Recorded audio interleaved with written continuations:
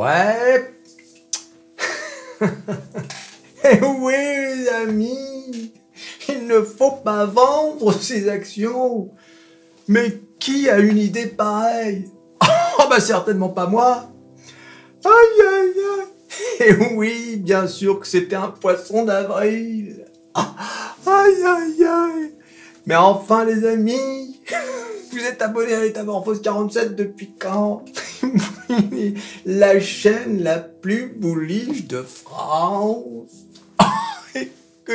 Regardez. Mais le pire, c'est que ce que j'ai dit hier, c'est pas complètement faux.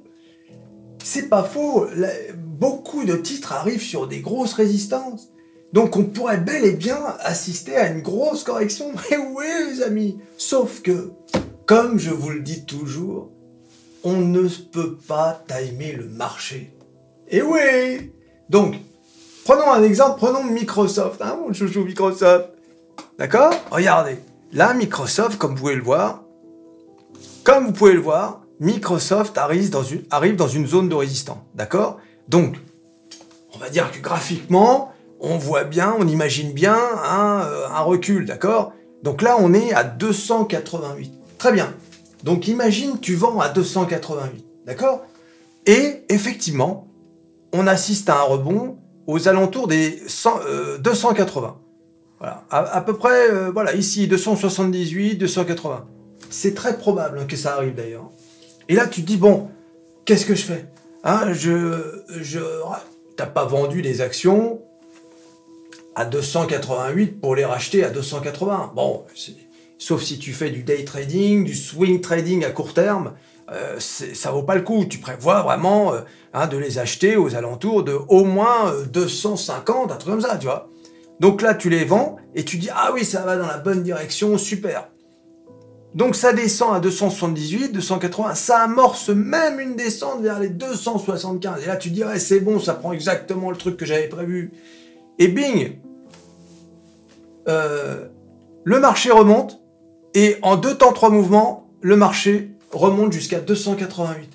Mince! Exactement au prix que tu les as rachetés, vendus, pardon. Exactement au prix que tu les as vendus.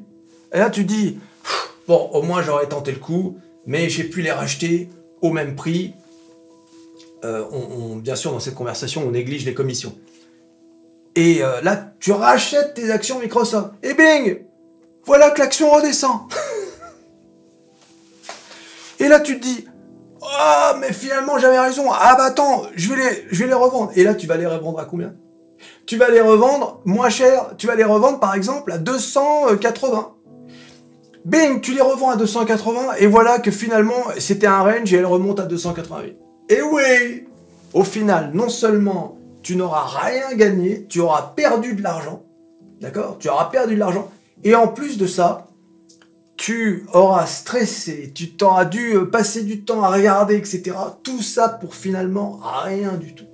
Ah, peut-être que si tu vends tes actions à 288 et que ça descend à 200, qu'est-ce que j'ai dit, 250, bravo! Seulement, ce sera dû au hasard. Enfin, au hasard.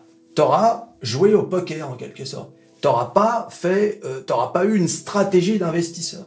Or, sur cette chaîne, on promeut l'investissement à long terme, d'accord? Le swing trading, quand effectivement on sent qu'il y a une opportunité. Mais voilà. Donc effectivement, il pourrait y avoir une correction. C'est même très probable qu'il y ait une correction du marché, notamment sur les valeurs qui ont vachement monté. Alors, regardez Microsoft, c'est quand même incroyable, hein, tout ce que Microsoft a pris, surtout depuis qu'on parle de ChatGPT. Eh oui, amis! Regardez ma vidéo sur mon investissement sur l'intelligence artificielle, à commencer par Microsoft et son assistant intelligent Copilot. Et oui, utilisant GPT. Donc, voilà. Donc, c'est pour ça que tout vendre n'a pas de sens. Sauf si tu veux faire des coups. Pourquoi pas, après tout? Tu as le droit de faire des coups. Alors, attention. En revanche, ce que tu peux faire, c'est ce qui m'arrive de faire de temps en temps. C'est ce que j'ai fait, par exemple, l'année dernière ou il y a 2 ans, je sais même plus maintenant, avec Microsoft, quand j'ai vendu quelques actions Microsoft à 300 $. Voilà. Pour investir ailleurs. Pas pour avoir du cash, tu vois. Donc, effectivement, prendre des profits, oui, tout vendre parce que tu penses qu'il y a une correction, tu n'en sais rien. Personne n'est capable de timer le marché. Et si ça se trouve, au contraire, et ça va donc dépasser, on va assister à une sorte de breakout et redescendre dans la zone de support, et puis peut-être ranger afin de monter peut-être au plus haut, c'est-à-dire 349 $. Qui sait? On n'en sait rien. Moi, bon, je parie là-dessus. C'est-à-dire que pour moi, j'estime que Microsoft va aller au all-time high, va revenir aux fameux 340 $ qui sont là. C'est à peu près ici. Hein. D'accord? Donc, mais quand? Telle est la question. Donc, pour moi, le mieux, c'est de garder mes actions. Quand j'ai un peu de cash, je renforce. Et quand j'ai pas de cash, bah, je laisse courir. Et éventuellement, si je vois une opportunité meilleure que celle de Microsoft en termes d'opportunités d'investissement, eh bien, je vends quelques actions Microsoft et je mets des billes sur cette fameuse action. Dans le cas où j'ai pas de cash, je veux dire. D'accord? Eh oui, les amis! Alors, beaucoup d'entre vous, dans les commentaires, vous m'avez fait rire, avaient compris que c'était un poisson d'avril. D'autres ont vraiment cru que j'avais fait. Mais non, non, non. Je n'ai pas vendu, je n'ai rien vendu du tout. Je continue sur ma lancée, bien évidemment. Ah, c'était drôle. Vous m'avez fait beaucoup rire avec les commentaires. Hein, merci. Et voilà, donc je n'ai rien vendu. Regardez Apple. Apple aussi arrive, comme vous pouvez le voir, sur une grosse résistance, c'est-à-dire cette diagonale baissière. Apple est toujours donc dans un canal baissier, tout comme Tesla d'ailleurs. Tu vois, c'est un canal baissier, mais on ne sait pas la logique, enfin la logique, il n'y a même pas de logique, mais le dessin du graphique nous suggère qu'il pourrait bien y avoir une baisse, une correction, mais on peut très bien avoir plutôt cette configuration-là. C'est possible pour aller retrouver les 183 du all-time high. C'est encore moins loin que Microsoft, d'accord? Mais bon, hein, on va pas s'emballer. Mais comme on ne sait pas, vendre ses actions, c'est prendre un risque, je pense, inutile, pour finalement rapporter pas grand-chose. Surtout si vous êtes comme moi et vous pensez que le marché est bullish. Et oui, bullish, bullish. Si vous pensez que c'est bullish, c'est très dangereux. À la limite, cette stratégie, elle serait valable si on pense qu'on est dans un marché baissier.